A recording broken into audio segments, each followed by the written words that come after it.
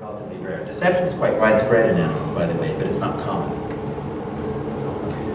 I've written a lot about pleasure. It's a great subject, and it's one that scientists really have overlooked. And I'd like to just summarize a few ways that animals get pleasure. Obviously, food is a great source of pleasure. We should expect that, because if you don't eat food, you're not going to live. You're going to die. So we should expect that evolution should endow animals with a great motivation to find it and to consume it and to enjoy it. By the way, this is a runty pig named Clementine on a farm in Michigan that I photographed my mom feeding way back in 1977. And, scientists would say, well, we don't know how that pig's feeling. True, we don't. But I think we can relate to that pig and sort of suggest that there's probably some positive affect there. That kind of feels good and satisfying. As does this. And goats are an example of an animal who have a nice built-in back scratcher. And if you hang around goats far enough, sooner or later you'll see them, scratching their back. It's just a nice way to relieve an itch. My daughter here, Emily, this is many years ago, but I volunteer regularly. She'll sometimes come with me to a sanctuary for farmed animals near where I live in Maryland. And on a pretty chilly morning, we were both sticking our hands into the warm, fluffy, woolly backs of a couple of sheep, a couple of the more tamer ones. This is hickory, and I had clover in front of me. And it felt good, and I wasn't really thinking of it from the sheep's perspective. I should have been, back to my frog story. And I stopped, and I was talking to Emily, and suddenly I felt a scraping on my foot, and this sheep was actually basically conveying to me, let's have more of that. If you hang out with dogs, and sort of Oscar and Wrigley, is it? Wrigley? Among those, and I just, it feels so good to rub them and grab their ears, and they love ear massage. If you don't know that, if you want to make friends with the dog, go for the ears, provided they trust you, but you just run those ears through your hands, they just sort of get floppy. And they ask you for more, they nuzzle, they come out, they can communicate. They've been manipulating us for 15,000 years. But anyway, it was really something to see a sheep behave in a sort of a similar way. And the sheep knows, my interpretation partly is that it knows that I'm an autonomous being who can make decisions and have actions that affect the sheep. And it's like, so the sheep asked me for more in a very straightforward way that I understood. So let's get a little bit about communication. Finish with the virtue now, which is an exciting new frontier in animal behavior. I mentioned how deception tends to be rare. Virtue tends to be common. Virtue is really a product of social living. When you live in a group, it behooves you to be considerate of others. If we went around being rude and slapping people and whatever, we'd simply be outcasts. We wouldn't have much of a social life. And that really has costs if you live in, especially in the wild, although in human society, I would say, it also has major costs to you as an individual. So animals do show a lot of consideration and deference. Here's the bird equivalent of the previous slide. Here's a mammal, here's a bird. A couple of birds giving what's called allopreening, preening another. And you could put it in mathematical terms, this bird is buying a little credit with this one. So that, if I groom you now, maybe you'll remember that and give me a groom next week, or maybe something else. And indeed, that may be what's going on, but I'd like to mention in a talk I give about animal pleasure that's focused on that, and I'll just mention it here, is that scientists tend to think in terms of evolution, which is a great way to explain a lot of things, but there's also another E word, experience. And as far as I know, birds don't study up on Darwinian fitness and evolutionary theory. They do this because it feels nice. It feels good. It's nice to receive a massage. And interestingly, and we know this from ourselves, it's nice to get one too. That dog enjoys the ear rub, but I'm enjoying it as well. It nice ears. So it probably feels good to these guys to do this preening. Otherwise, why would they do it? Maybe they just know that they're going to get a favor back. That in itself is interesting. Studies with mice show that a mouse who can observe another mouse writhing in pain becomes much more sensitive to pain herself. When I say herself, because males do not show this empathic response, and mice only show that response if they know the other mouse is writhing in pain. It's not a very ethical study. I don't recommend it. It was done at McGill University some years ago. By the way, the same research team doing that has now shown that they've developed a grimace scale. Mice actually show their pain in their faces, as do rats. So that's pretty mind-blowing, because we think, their stoicism is so important, not showing your emotions, and indeed that may be adaptive, but if you look closely, you can actually see they're puffing up their mouths, they're squinting their eyes, the ears go back, and the whiskers come out. So these animals are feeling pain, and they do actually show it in their faces. Lastly, studies with dogs show that they have, and monkeys show they have a sort of a fairness awareness, or or to use the jargon that scientists use, inequity aversion. They're averse to an imbalance in treatment. And the way it's done in this case, a couple of dogs who know to shake the paw. This, by the way, the study was done in Hungary. I always get a little humbled to see dogs who know Hungarian. I don't know any Hungarian, but they get these Hungarian commands and they understand. And if both dogs are offered a hand to shake the paw with, they're happy to do it, maybe 30 times in a row before they might maybe get a little tired of it. However, if you introduce treats so that one dog is getting a treat after each paw shake and the other dog is not, and you can tell who's been getting the treat here. This is after about 10 or 12 trials. This dog's ready for the next paw shake, it's like they're getting the treat. This one has not been given a treat. This paw shake, and he or she has had enough, and not offering the paw anymore. It happens a lot sooner. If both of them are getting treats, or if neither of them are getting treats, neither dog shows this sort of indignance or fairness awareness, or unfairness awareness, if you like. It's a very interesting finding. We can argue what it means emotionally, what is the animal actually feeling. But suffice to say, there's a difference in emotional affect. It's quite negative here, and this one's positive. One other example, just from a couple of studies published earlier this year, some very interesting findings involving chimpanzees, both of which I think relate to virtue. One certainly, and that is adoption behavior. A population in Africa, 18 wild adoptions of orphaned infants were documented by the research team. And intriguingly, 9 of the 18, the adopters were males. And chimpanzees are generally regarded as the males. They have sperm competition. It's a promiscuous mating society, and they mate with any female they can. And that's it. They don't even know who's the father. So they generally is viewed that they don't have much paternal care. There hadn't been too much evidence of that. And now we have evidence for adoption, which is a major investment of time and energy. We're talking not just days or weeks, but some months and years in some cases. And the other example was snare disarming. There's a population of chimps in maybe Basu Guinea who have taken to dismantling snares put out by poachers. They spend time working at them to try to make them so they're not lethal anymore. It's a very interesting finding in another primate. And studies show that the snare injuries, losses of hands, or other horrible injuries that they can suffer are significantly lower in this population, so it appears to be effective. It's tough to study because you just got to be in the right place at the right time, although I guess you could put out snares that are not actually harmful but look like snares and see if they do that, but I don't think they've done that. One can argue whether that's even ethical to do that. But anyway, very interesting behavior, and I learned recently some gorillas in the wild are now also dismantling snares. I hope that it's a cultural phenomenon that's passed on to other populations. It would be great. And in fact, I thought, maybe there should be training. We should have little seminars for chimps and gorillas and other animals, how to dismantle snares. They can learn that. They learn by observation. They watch what others are doing. And I think the ethical case can be made for doing that. A word that is such an important word that most people we don't hear this word sentience very much. The capacity to feel, in particular, the capacity to feel pain and to feel pleasure. In my view, it's one of the most important words in the English language. And animals have it. We can argue where we draw the line on sentience, but wherever you draw it in pencil, because new information is continually coming out that gives us pause and makes us realize, well, maybe prawns are actually sensitive after all. But we know some animals, like cows, cattle here. This is little Whitaker who was rescued. He fell off a truck on the way to slaughter, I think, and or to a veal farm maybe, and ended up on one of the farm sanctuaries, so he's one of the lucky few. And they have keen senses, and they take in their world through their senses. And they have private moments that animals do. And they're individuals with preferences. I love what Tom Reagan said about animals. They don't just have a biology, they have a biography. And I like to say that sentience is the bedrock of ethics. The reason we have moral systems of good and bad, and rules and laws, is that other individuals have lives that matter, days that can go better or worse. And that's really significant. And if we recognize that other animals have that should affect how we interact with them. And this is a very sobering fact about animals. I won't read the slide, you can read.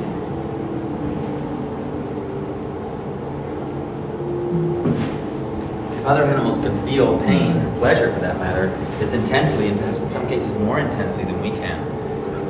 What does that say about how we maybe should be interacting with them? We need cultural change.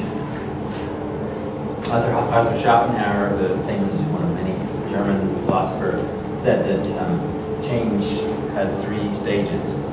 Sorry, truth has 3 stages. First, it is ridiculed, then it is violently opposed, and third, it is accepted as self-evident. And I think probably the most significant change is how we wield this particular tool or weapon. And sometimes I speak at schools and I ask them, I say, what do you think is the most dangerous weapon in the world? And they give good answers: knives, guns, nuclear weapons, cigarettes, but they don't usually pick the table fork. And I think if you think about what we do with this fork, this tool, what we put in our mouths and how it may affect animals and also our own health, by extension of that, it's a very significant thing.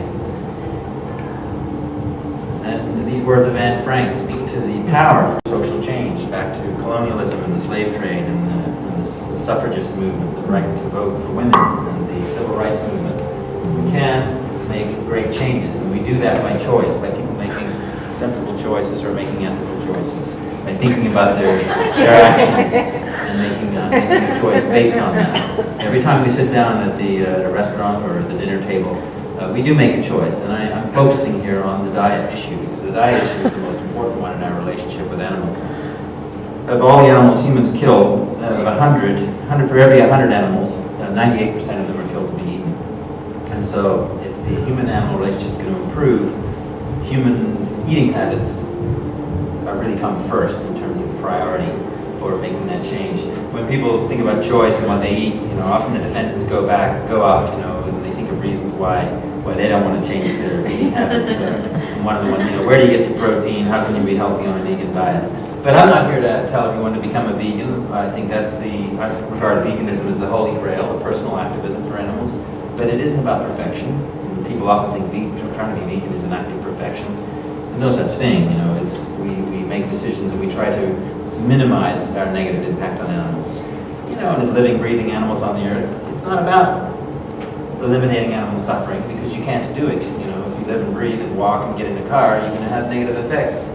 But we also have positive effects on others. And I think the positive effects can and should outweigh those. And so making a choice is really important. So if you eat meat, eat less often. We have this movement of meat-free Mondays. It's great. I mean, there are cities around the world that are adopting this, and it's becoming a thing. And the whole meat issue is becoming much more of a political thing. It's becoming more of an environmental thing. I read the Post regularly. I live in Washington, and 5 years ago, I had never seen an article that talked about environmental change and mentioned dietary choice, in particular meat consumption. And now I'm starting to see that mentioned a lot. It's becoming recognized as a huge factor. It's been known by those concerned about this for a long time that it's a huge factor, but now it's being recognized beyond the sort of the vegan clique and the vegetarian circles that many of us may live in. But it's not about perfection. If you eat meat, you eat less often. That makes a big positive contribution. Ideally, become vegetarian, because you're not sort of feeding that habit that tends to reinforce itself. So it may be easier just to go cold turkey. Sorry for one of a better expression. And if you're vegetarian, I recommend people go vegan, or even just try vegan. 30 days, a 30-day vegan challenge out there. Go without dairy products and eggs for 30 days. And if you want any motivation, just imagine taking the middleman out of the dairy industry. If you take the dairyman, the dairy farmer out, you basically have to go up to a cow, get on your hands and knees, and latch onto a teat. It's not a very natural kind of behavior. Europeans started drinking cow's milk about 7,000 years ago, so it's been going on for some cultures a long time. But it's we're the only species that does it. It's not a particularly normal way to nourish ourselves. It's a way that we took advantage of in our past, but it's one that we have so many options today. So many other ways to choose to be the pig in the diner. Although in this cartoon you may not be making the best choice that you think. The point is choice and the flexibility of doing that. And just in closing, I think, by choosing a more compassionate path, we're choosing a better world for animals, no question about that. But back to the synergy of the mutualisms, good and good, and virtue, and if you do good to others, it tends to be good to you. It's sort of a karma thing, that lovely concept of karma. If we do good to others, then it comes back to us. It'll be a better world for humans as well. And I think that's the world we all want. We all want that more compassionate world. And animals are a huge part of that equation. is that we're going to have a much better world when we treat animals better. So every step in that direction is to the better, and I encourage you to take those steps and be part of that process. So enough said. Thanks very much for listening to me.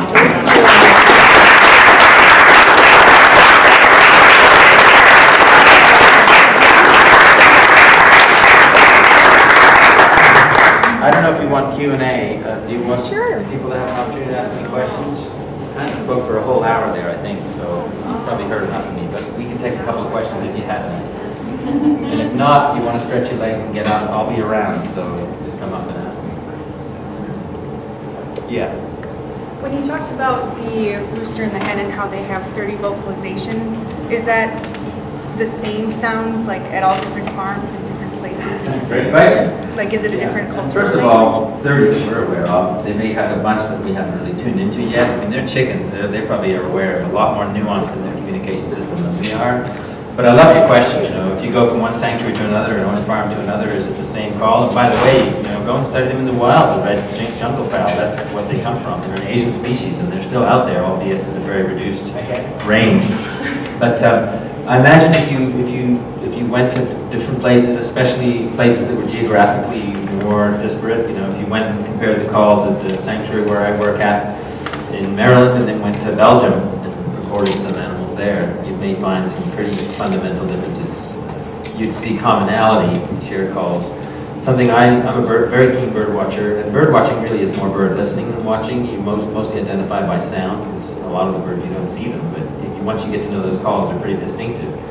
And the robin, the American robin here in North America, their equivalent is the blackbird in Europe. And they look so different because the blackbird is black, the robin is, you know, brown and lovely red breast.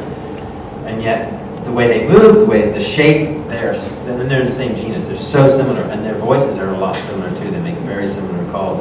But you can hear differences. And that's almost the same kind of thing. It's almost like they are different species, but they have clearly a shared origin. And yet, as the colors and the look has changed, so has the communication system that they have.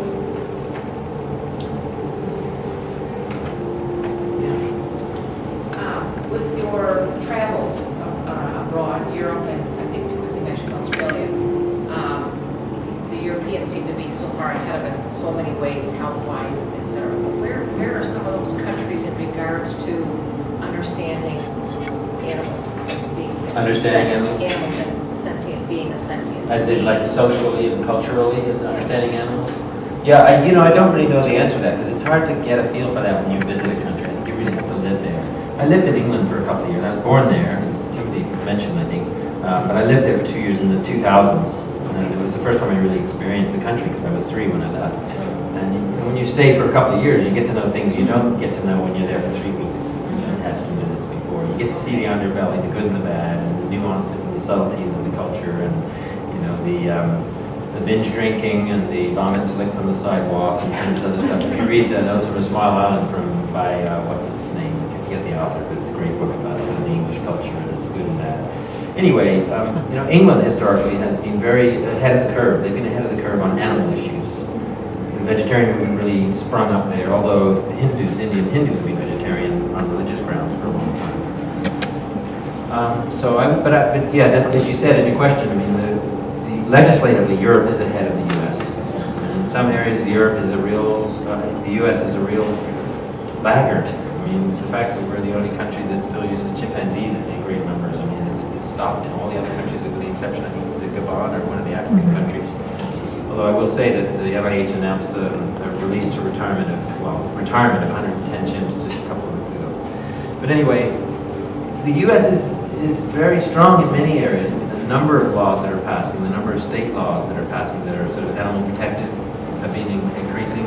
There are regularly over 100 laws each year now passed. The Humane Society of the U.S. keeps track of that. But you also see some remarkably progressive laws happening elsewhere. The Council of Rome, whatever they're called, essentially the municipal board who passes city legislation in about 2006 or 5, passed a law that requires dogs to be walked a minimum number of times per day, and outlaws the keeping of goldfish in a goldfish bowl. Hard to enforce, but it sends a good message. Laws like that. And Switzerland passed a Gruppentier law a few years ago. Gruppentier meaning group animals. And so animals who are regarded as social, that's a lot of species. There are a number of protections for them, including, once again, fish in tanks, social fish, including goldfish. You can't keep them alone, and you can't keep them in barren surroundings. And it involved also training in humane handling of fish for fishermen. I mean, you know, the cynics among us could say there's no such thing as humane fishing, but we can certainly do it less inhumane than is commonly done, using barbless hooks and handling the animals as possible, that sort of thing. So that was impressive. So humane training for fishermen, for anglers, and there was a few others in there. I think also, again, dog law about dog walking, the minimum number of times per day to walk them, and that sort of thing. So these are signs of change. Octopuses are protected by law in England, albeit only the common octopus, as if the other species probably don't share. They probably share the same kind of capacities that we should protect them. And new studies show that prawns feel pain. Prawns being essentially shrimp, crabs. Some pretty rigorous studies from Belfast, Ireland. So as the information, I think, I like to think it helps to drive as long as legislative changes. But as far as sweeping cultural awareness, probably Europe is one of the strongest countries, and the U.S. in many ways is up there too. Maybe time for one more, if there is another one, or people have had enough. Just pack it in. Well, I did have one. You know that paper you wrote, the laboratory routines cause animal stress? You know, when a researcher argues that they treat all the animals the same, so the only variability that's going to arise is from the research. I mean, I know that they're individuals, so each of them probably would have a slightly different stress reaction, but I mean, how do you dispel that, or how do you get them to consider those stress as a variable? Sure, well, unfortunately, the tradition has been in standardizing to try and treat everyone the same. It's been to simplify, to take away things that could be variable. Oh, give them toys. Oh, that's going to be different. The toy's going to smell differently. Or you're introducing variability in the environment, and that's going to be a confound.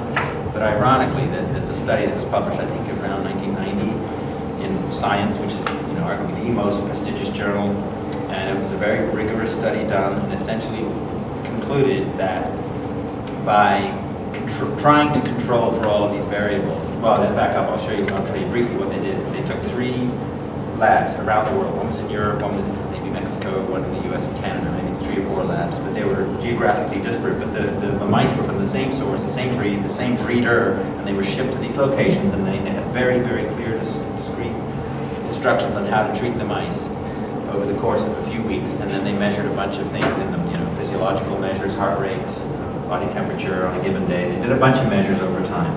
The idea was, the hypothesis is, can we get more fidelity? Can we get more predictability across populations if we treat them the same?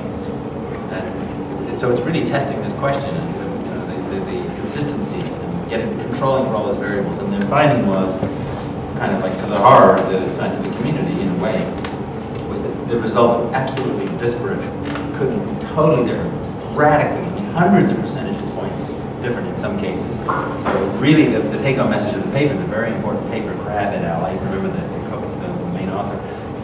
It sort of debunks this idea that by controlling for all these variables we have scientific rigor, we have a very well-controlled experiment that eliminates all the noise in the system. It just doesn't work that way. And I think the main reason it probably doesn't work that way is because these animals are not living good lives. They're stressed, they're not normal, and psychological problems, stereotypies where they're digging for hours at night in the corner of their cages and gnawing at the bars, doing somersaults, and there's a bunch of behaviors they do that are very weird and abnormal. Their brains are stunted. There's studies that show that. Measurably smaller brains in rats who were raised in impoverished environments. They're probably pessimistic like the starlings versus rats who live a more normal life, be more optimistic. All this stuff. It just makes the science very messy, and it makes it very hard to draw conclusions. And so the control thing really has been shown to not work. So if we do, while we're still using animals, and of course I look forward to the day when we're not using them in harmful invasive experiments. Not that we have to be agnostic and stop doing studies of animals, but nice studies that treat them with respect. But then while we're still using them in labs, let's give them a rich life. Give them stimulation, make them be more like mice and rats. And yeah, there's challenges to that, but hey, we create the challenge. We're the ones putting them in the cages. Humans are. So I think I asked the squirrel to come by. Because, I'm talking to rodents. We'll get your check in the mail. So anyway, that's my answer to that. Thank So, you. yeah. It's time I think everyone got a chance to stretch their legs. I'm around. If you have other questions, feel free to come up. I'm happy to sign a book if you like. And again, thanks for coming. Great event.